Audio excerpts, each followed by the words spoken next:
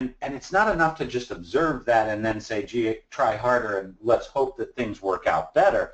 But what we need to do is to understand what's different, why is it different, why did that actually happen, and then how do we do something about it? Because the best news that I can tell you as we fast forward to kind of the good news at the end of this program, the companies that grow and the companies that don't grow are based on voluntary decisions. In fact, it is individual behavior within the control of a single managed service provider company that makes the difference. It's not where we live, it's not the technologies we sell, it's not what we run as far as our packaging and pricing scheme.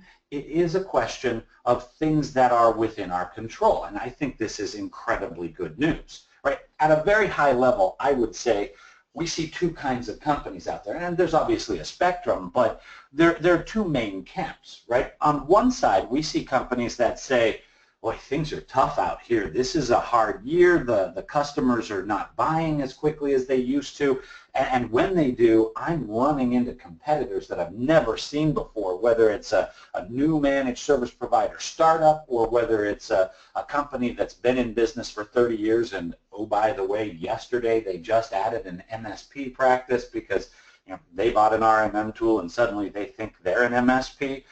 We're hearing this story a lot, and the end result of that is, margins are declining, we're feeling price pressure, and we're really not sure what we're supposed to do to turn that stuff around. On the other side, we see a reasonably significant chunk of the audience that is actually reporting their best year ever. In fact, when we're looking at financial benchmarks that track real-world performance, normalized accounts, and not just the conceptual ballparks of it grew by 1% or by 75%. We're looking at actual P&L data out there, and there are companies that say 2016 best year ever. We're growing, our margins are actually growing or sustaining. We've been doing this for a while. We feel like things are relevant and our customers are engaging us in ways that they've never engaged us before. And as a result, we're going to double down on that and create momentum on top of momentum. And that is a really important thing to understand, because where today the difference is defined by individual behaviors, going forward, this difference is going to be defined by magnitude. And the way I mean that is, there is right now a very classical 80-20 split in the distribution of company performance in managed services. In other words, 4 out of 5 managed service providers surveyed say things are tough right now and we can't grow, and we certainly can't grow with profitability, where 1 out of 5 is saying that we're doing awesome and things are going great and we're looking to actually reinvest that reward and grow upon growth, right? The prediction is that this condition is going to exaggerate. It's going to create an even wider gulf between the growers and the not growers. It's going to create an even more significant challenge for small companies in the next couple of years. So how do we prevent that from happening now, and how do we make specific changes that are going to allow us to win? This is the concept that I'm going to walk you through, and I want to make sure everybody understands not just what is different, but why is it different, so that you can engage and embrace this kind of a significant change to your strategy. I understand the change is going to be difficult. It's new, and it's a challenge to be able to get not just your brain around it, but all of your employees and sales reps if you're trying to use other people to communicate with your customers. This is a very substantial shift. Okay? The question that we always ask is, why did you win when you won? Right? You got a new customer. They looked at your services, they considered the alternatives, and they said yes. Why did they say yes to what you do? Well, when we ask that question, we get an ongoing set of what I would call reasonably classical responses. My stuff is just better. Our services are better. We were the price leader. We promoted more effectively and they knew who we were. We run our business to a very precise detail, and that's the reason that everybody chooses us. Or the one that is actually the most common in our research, and it's been this way for years and years, it's not what we do, it's who we have do it. It's not our products, it's our people that make us better. Now, I'm going to ask a couple of questions to kind of challenge this logic. The first question is, which one of those is the most effective one that will allow you to win in a competitive scenario selling managed services?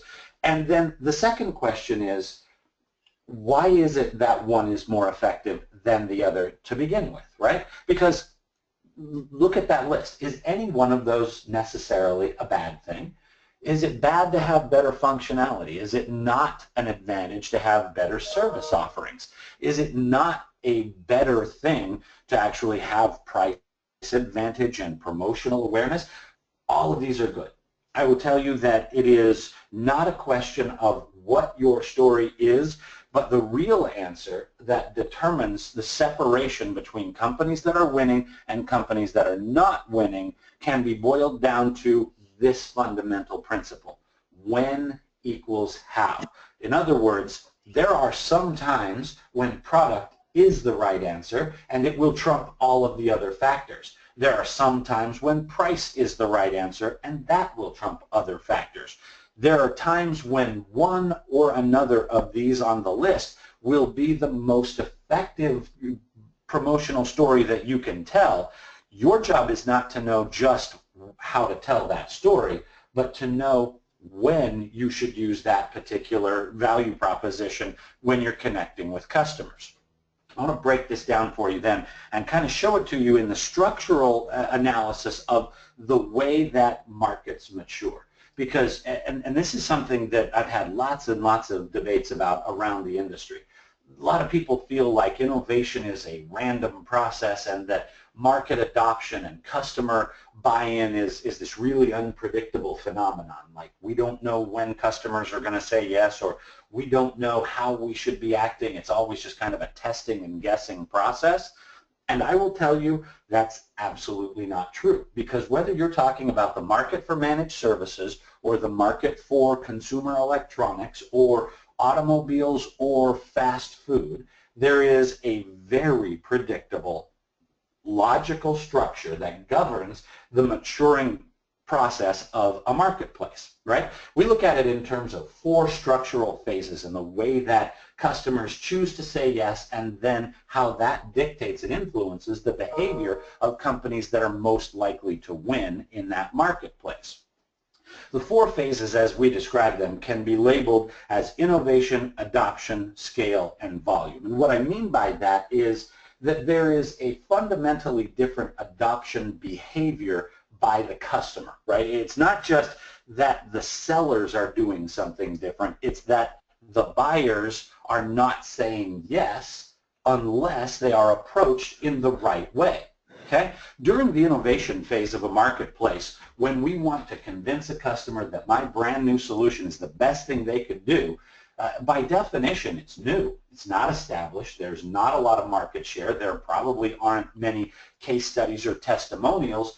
Our job in the innovation phase of a market as sellers is to find a problem that the customer cannot currently address with any tools that are available to them, and then prove to them that our solution solves a problem that they've been trying to solve, but they've literally not been able to find a way to do that. I find a problem, solve a problem, okay? In the innovation phase, it is about product, it is about functionality, it is about real-world proof and performance. That's when demo units make a lot of sense. That's when proof of concept phases are most important. In the beginning, you tell me it's the best thing that you've ever produced and it's the most relevant way to solve my problems, but I have absolutely no way to understand or to believe you because I've never experienced it before, and also none of my friends have. My job is to, as the customer, my job is to evaluate your solution in the way that you can prove that it will make a measurable benefit in my problem. But as soon as a few of us agree, and there are end users adopting, and the market starts to take off in those early stages, we move into an adoption phase where it's no longer about proving whether the individual product is functional, but whether that product, as well as other tools in the customer's environment, can be used to solve the problem in a scalable, sustainable way, right? In the managed services world, in phase one, we found a challenge. It was about the unpredictability of time and materials, services, and the unstable nature of, excuse me, of technology infrastructure. We found a problem, and we said, listen, we could do this remotely for you, and we could solve this problem in real time and give you a very predictable SLA to guarantee the uptime of your infrastructure. They said, really, that sounds awesome, but you're going to need to prove that that can happen. So we did some test implementations. But then when we moved into the adoption phase, our job was no longer just proving that an RMM tool could do its job. It wasn't about, does it give alerts? It was, do you have infrastructure in your business that can be monitored by my business? Do you have resources that are able to respond and to actually remediate the alerts and the challenges that we find? And could it work not just with my hardware, but also with my software? Could it work with all of the ways that I'm currently working, because I had no interest of adopting your services as an MSP and then immediately abandoning all of the technology that I already own. See, what happened in phase one was you proved to me that an RMM tool was cool. That was good. It was functional.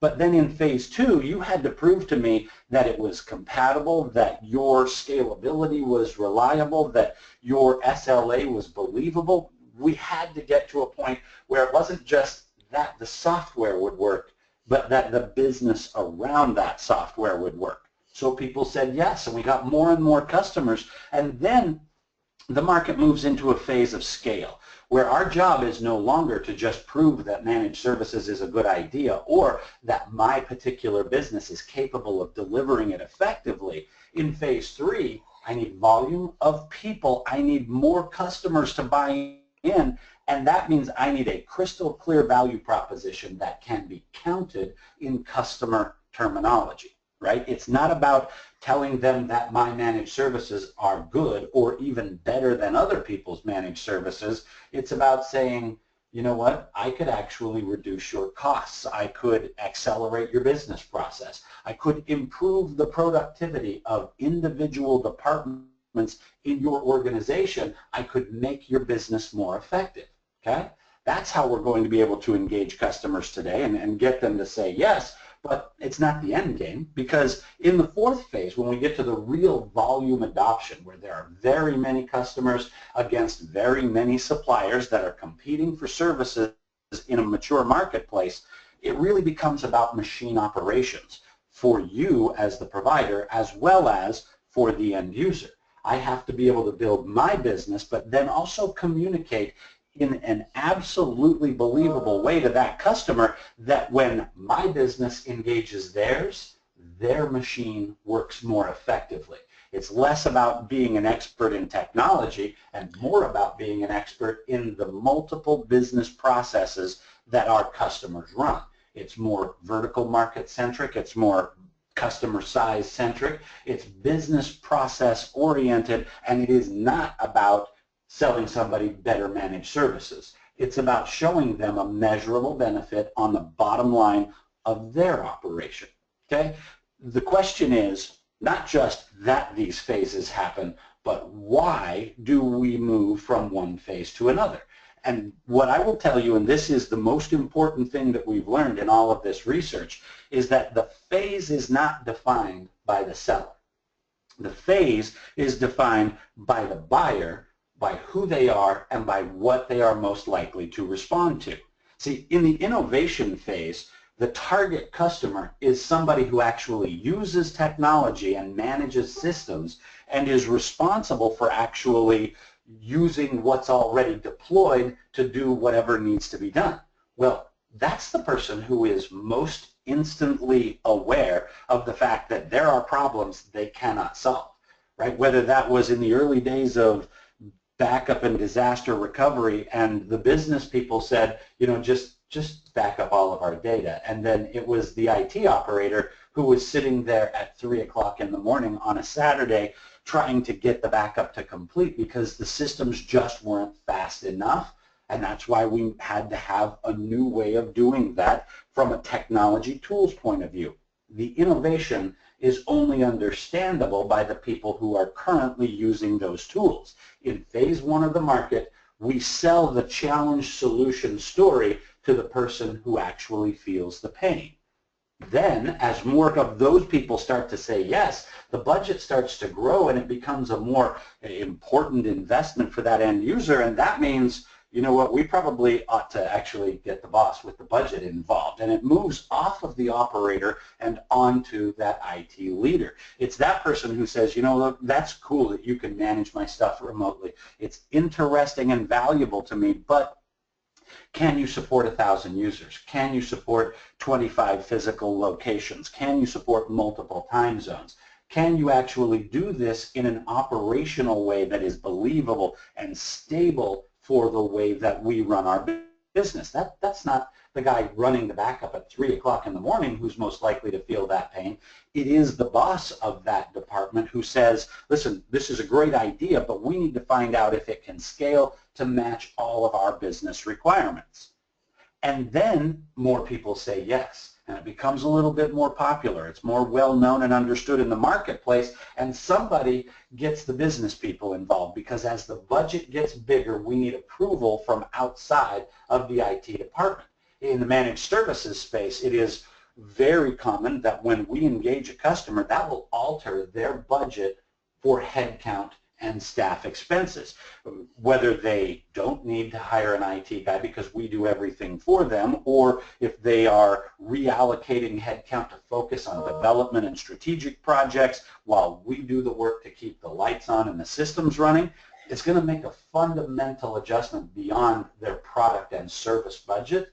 And that means the business people get involved. They don't understand us yet, right? In phase three, it's still a sales pitch to the technology leaders, but then they have to get the approval and the buy-in from the business leader.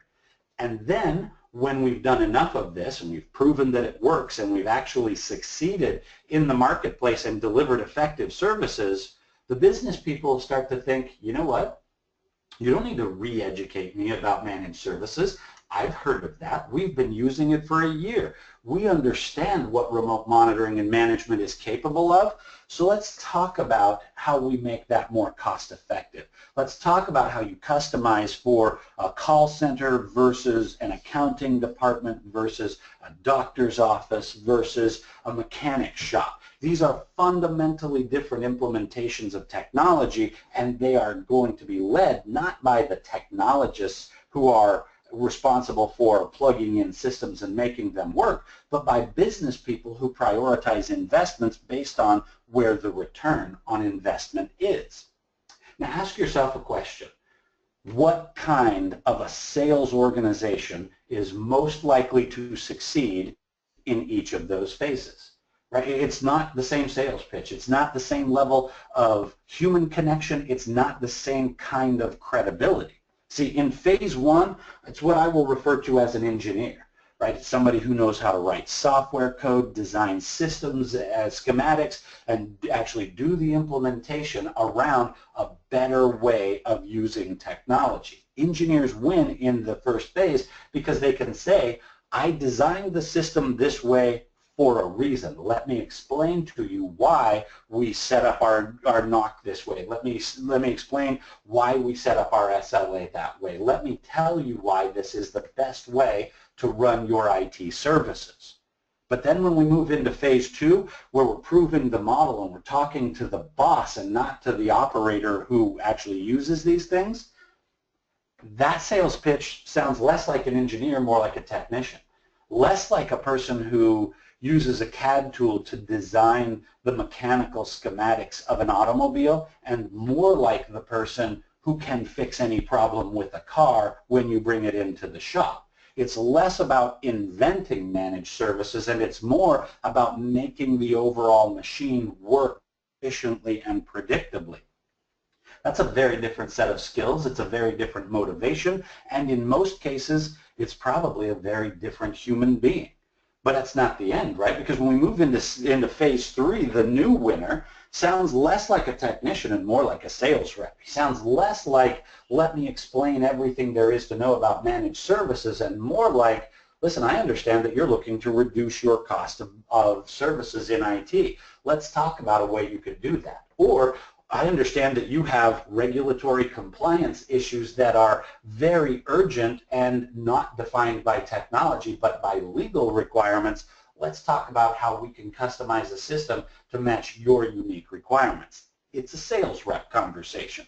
And then in phase 4, the winner is a business. It's somebody who can say, we have a supply chain, we have an operations center, we have a demand chain, we have processes in place, we have scale engines and methodology.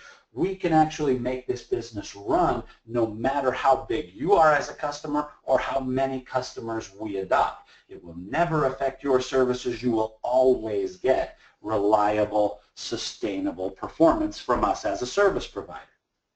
Okay? That evolution of who is the most likely salesperson to win, it's a conceptual idea that in large marketplaces actually turns into a human resources idea, right? Because in phase 1, a small managed service provider is perfectly capable of the owner, operator who built that business being the primary sales engine.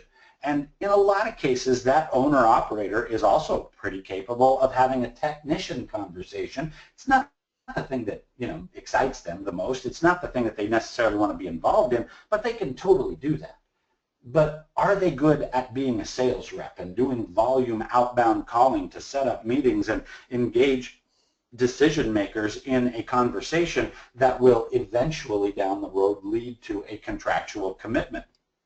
And are they the same individual who can be equally credible as the COO of a large operating environment and, oh, by the way, understands business as well as technology as well as finance, right?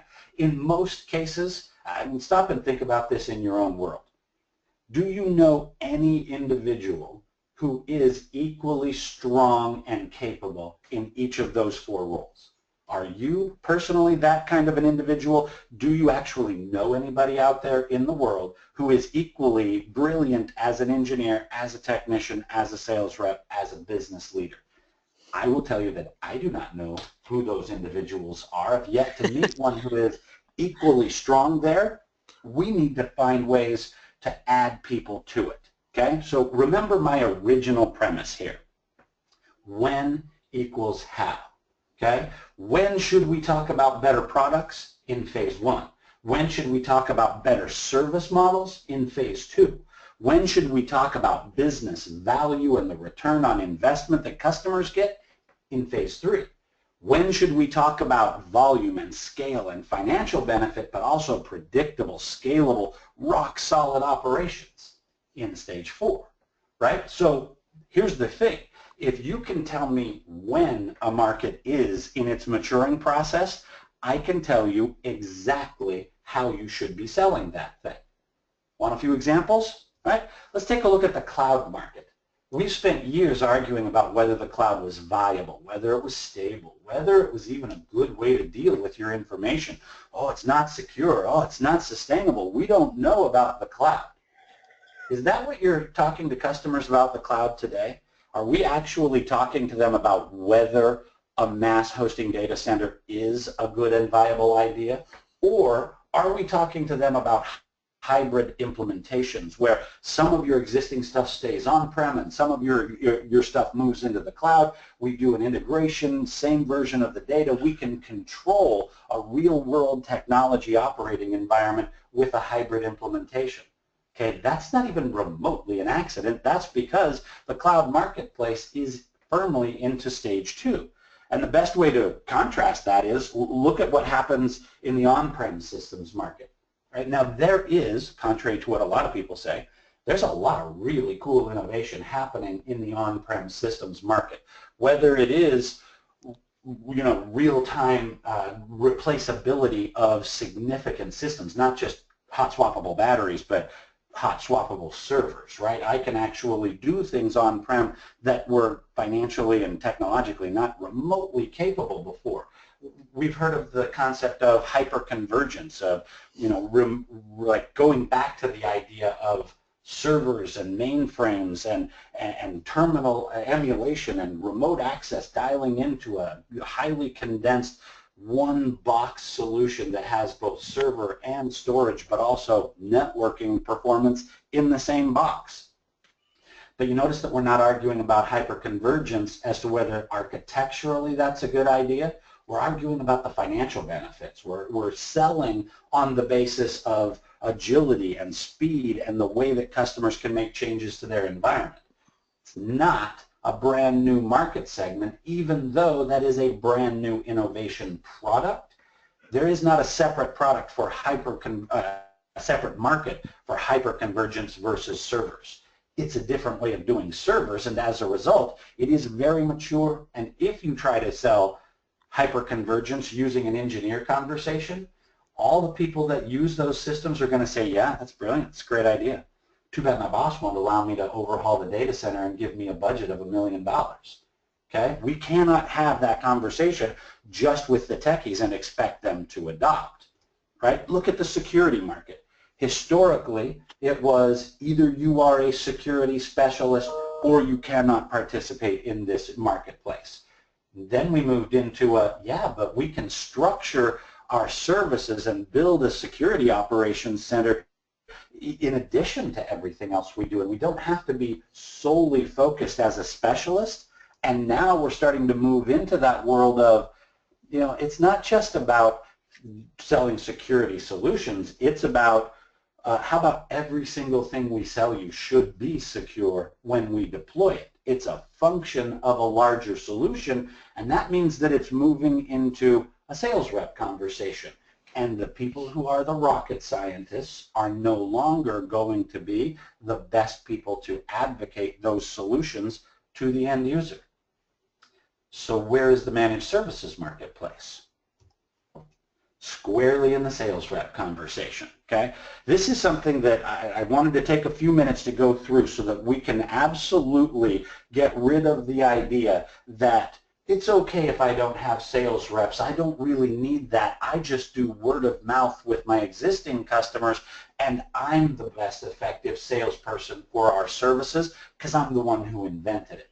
You know what? There was a time when that was true, and that's what established your business, and it is what allowed it to scale into phase 2. But if you are still selling that way tomorrow, you're about to get lapped by customers who, in the most frustrating way possible, are nowhere near as technically educated or as stable or as advanced as your operation is. They're younger. They are different. They don't have 20 years of experience in infrastructure. They haven't been in managed services for 15 years. But they got 10 salespeople, and they get invited to every opportunity, and they market like crazy, and they are at bat much more frequently than we are. So even if we win most of the time when we're involved, they're just going to steamroll us with the volume of their sales operation. Sounds like a hard story, right? Let me talk about how we fix that, because this is where it gets action-oriented. We come out of this idea and we say, let's take a snapshot in the real world of what's happening to managed service providers as they sell today. Well, less than 1 in 4 of us have dedicated sales reps at all. 3 out of 4 of us are the boss still selling to the end user.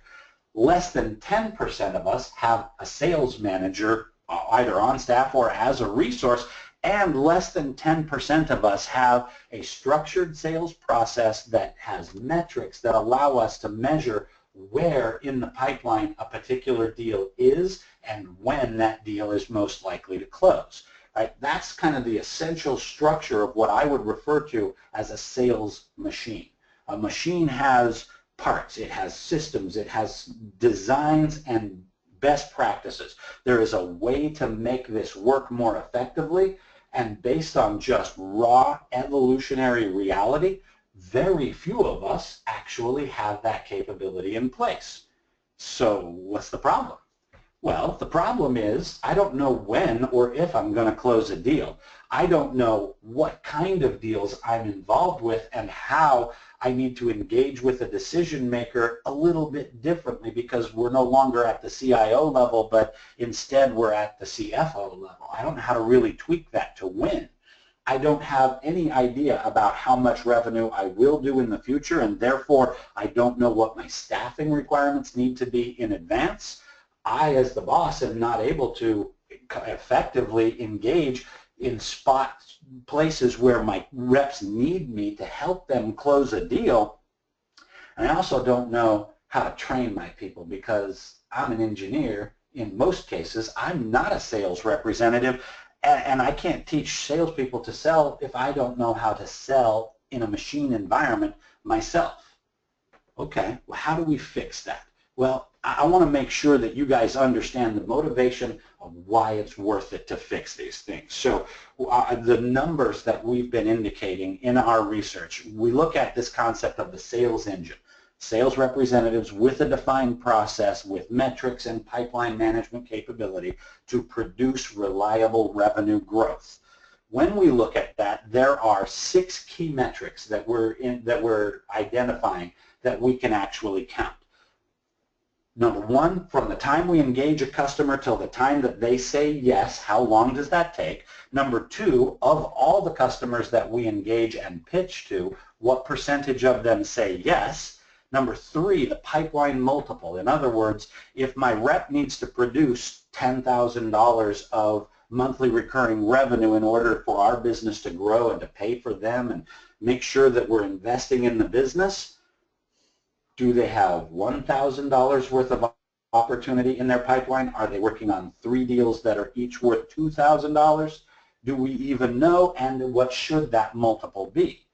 4th metric is GP percentage, right? So gross profit in terms of the overall business operation. The 5th metric is GP multiple, and what I mean by that is for each individual in the organization, how much bottom line profit does that headcount produce? And then the last metric is growth rate, okay? And when we put this into 2 separate columns, the differences become shockingly clear, okay? When we look at the length of the sales cycle, it is anywhere from half to a third in the fastest or the best performing companies. In other words, they can get from, hi, how are you, to thank you for the signed contract in at least half the time as what it takes the typical managed service provider. When they engage, they win more than twice as often, so the machine is not just running faster, but it's running more efficiently. When they talk about pipeline multiple, they have substantially better predictability of midterm revenue results so that they can start to make investments and hire people ahead of time. They perform on the bottom line drastically better. This is not just a little bit of a gap, but it could be sometimes as often as 6 times the bottom line profitability.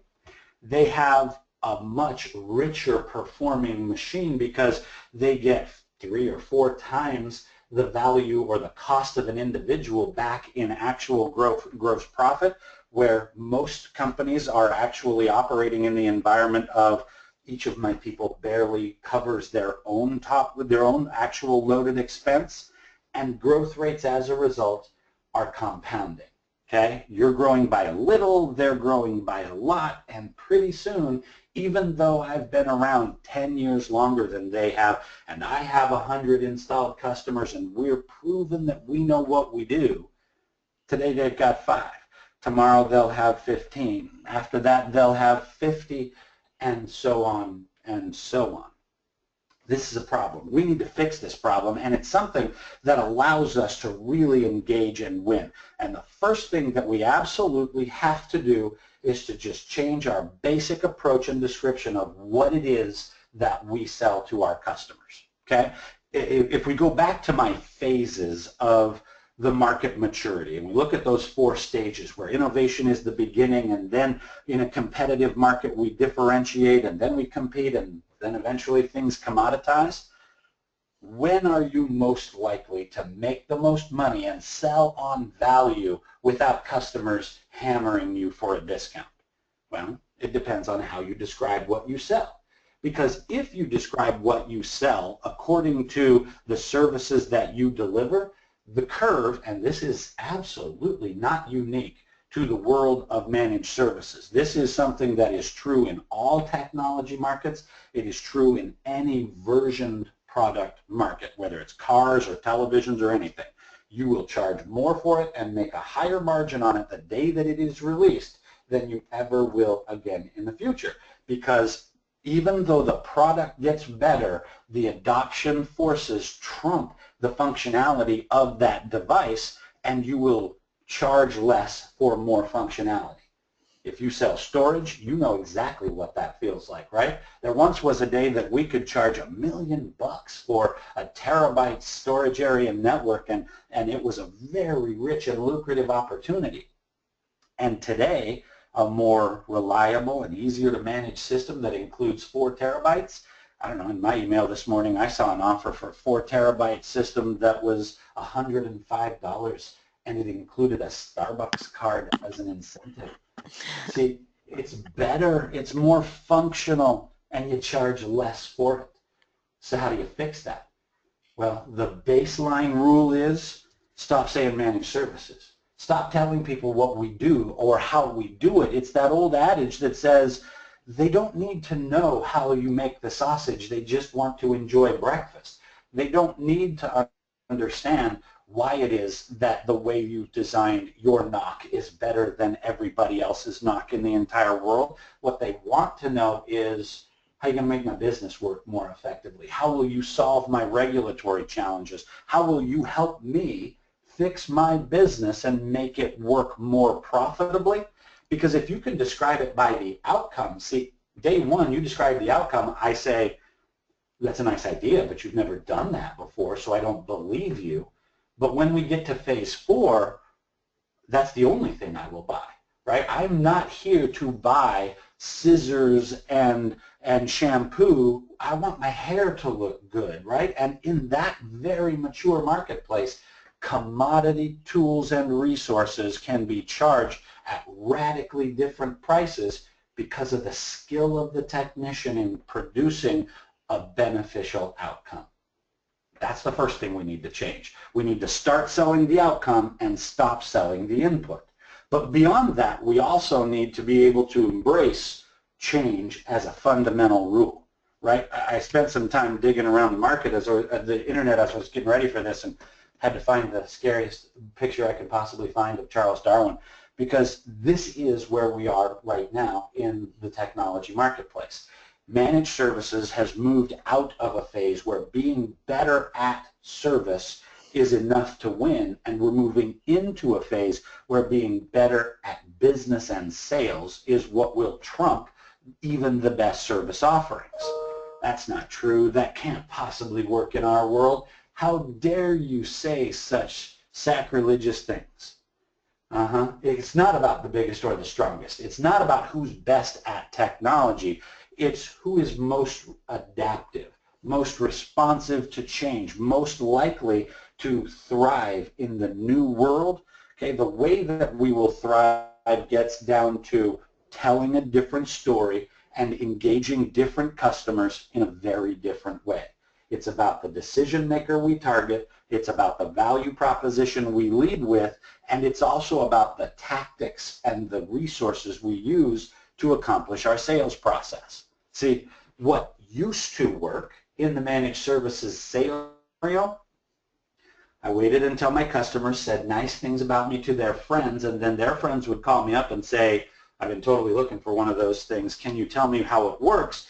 And an engineer would talk to an engineer, and they would geek out on the way that all this stuff happens, and we would talk about their infrastructure, and we would talk about how we could make their systems work more effectively, and we defined all of our pricing by how many devices we were responsible for. But what we need to do going forward is to reach out and touch them outside of the IT department. We need a sales rep to lead a value-centric conversation that is defined by the individual characteristics of the target audience, not by whether or not I've standardized my operations, but whether it is customized to their unique requirements based on their business model and their vertical industry. I need to stop selling ways that I can manage storage or networks or servers, and I need to start managing collections of technology that support discrete business processes, and I need to stop selling devices and start selling users, okay?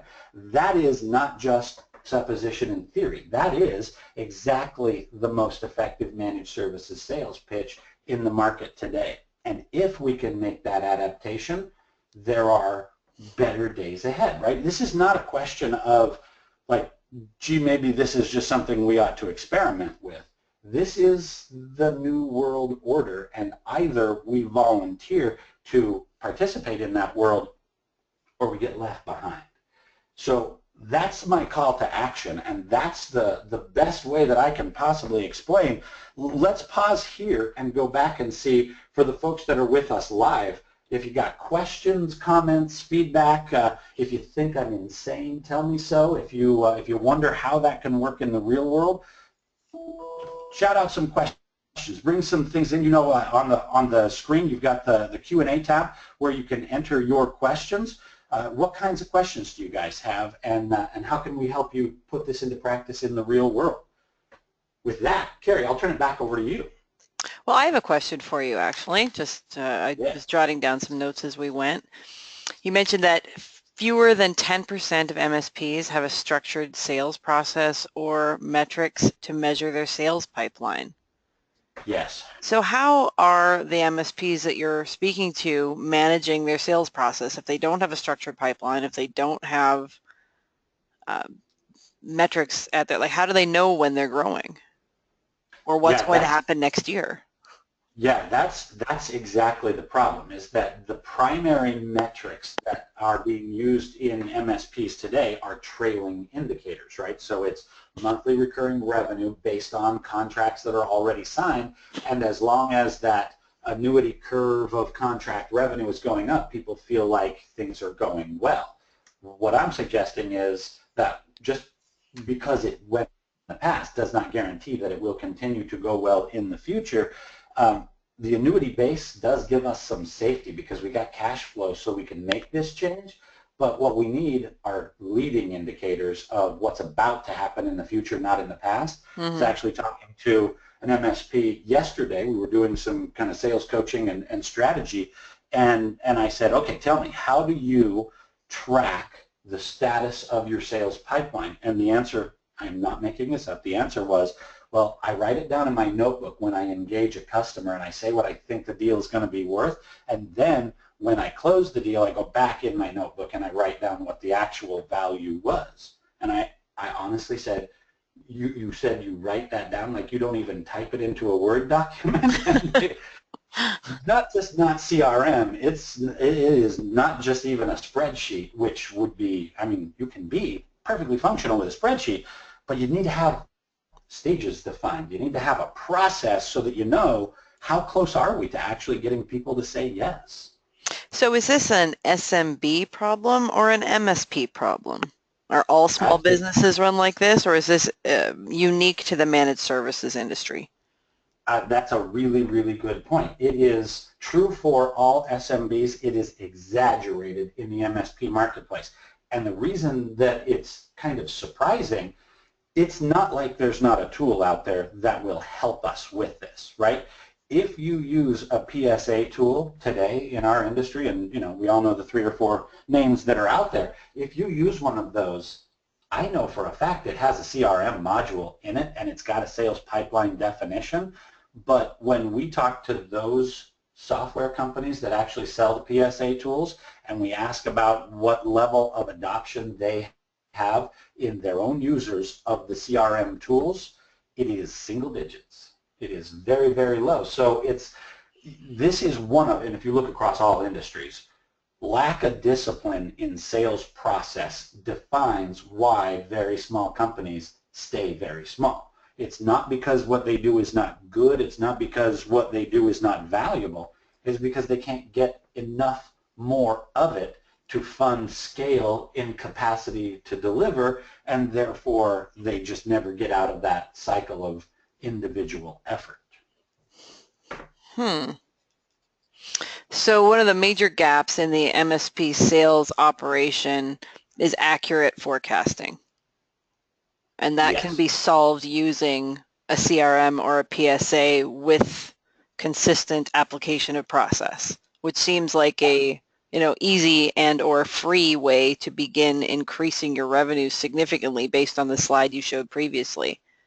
Absolutely. And this is the thing, right? We're technologists, so none of us is naive about tools and whether or not they actually solve the problem. You can have the best CRM tool in the entire world, but unless you and your salespeople put information in there and are rigorous about updating the systems and keeping information current, we're measuring fiction, not necessarily reality. So, yes, a tool is good, but it's the rigor and the discipline of documenting what's happening and what will happen next that allows us to get the benefits of the systematic process.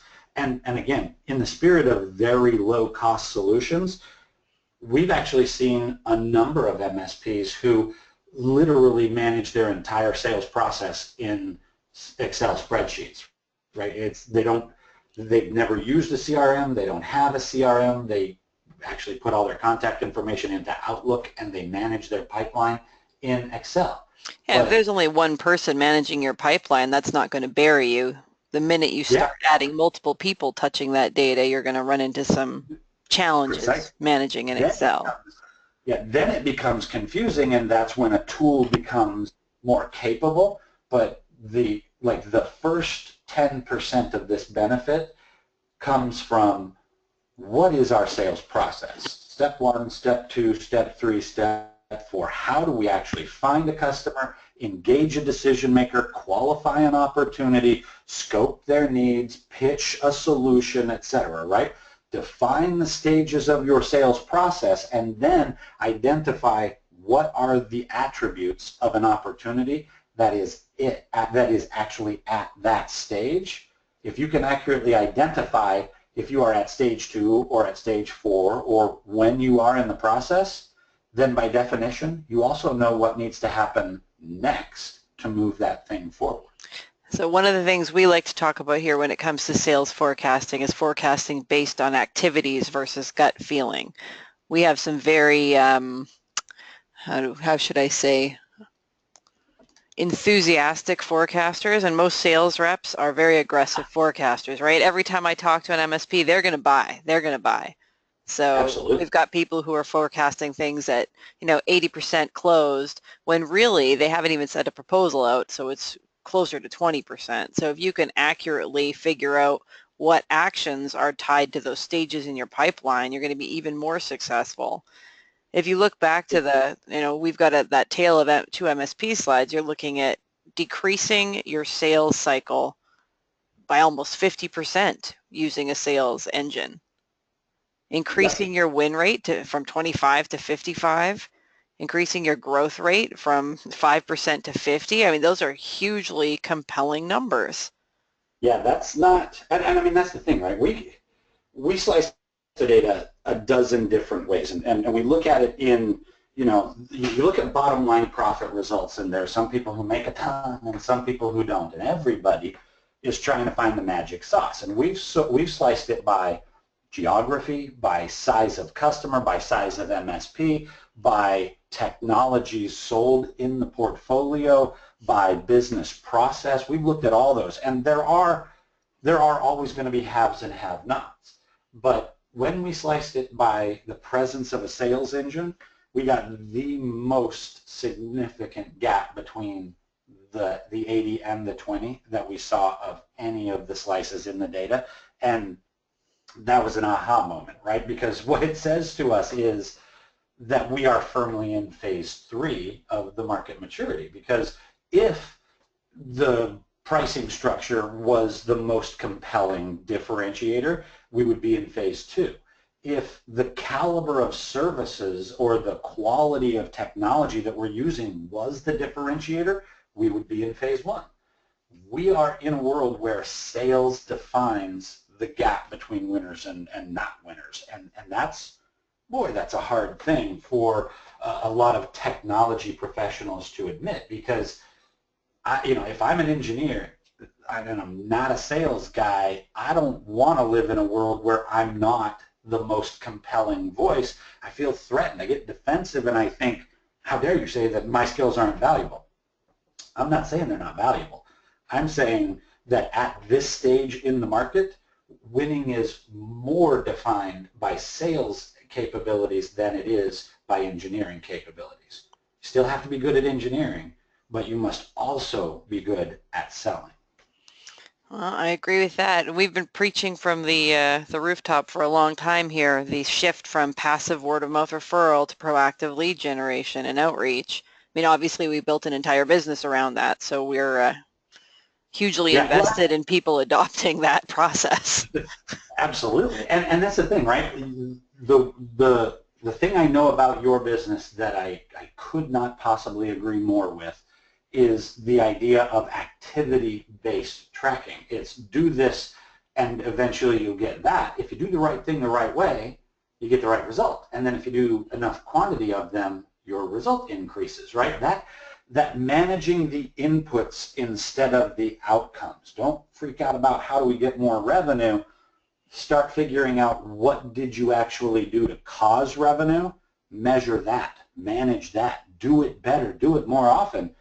That's the part that people really need to embrace. It's not just we're really good, we built it, therefore the customers will come find us. What we need to do is figure out how do we get them to say yes and then do more of that. Well, I think that's a great place to wind down today, Ryan. Absolutely. Thank you so much for joining us. It was a fantastic webinar. Really appreciate your time. We will make this webinar available on our YouTube channel probably a couple of hours after the webcast, so if anyone would like to share it with their peers, they are welcome to do so. And that's all I have for today. I hope you'll join us next Tuesday for Tuesday Talking Points. And Ryan, as always, it's a pleasure. Thank you very much. Glad to be here. Have a good afternoon.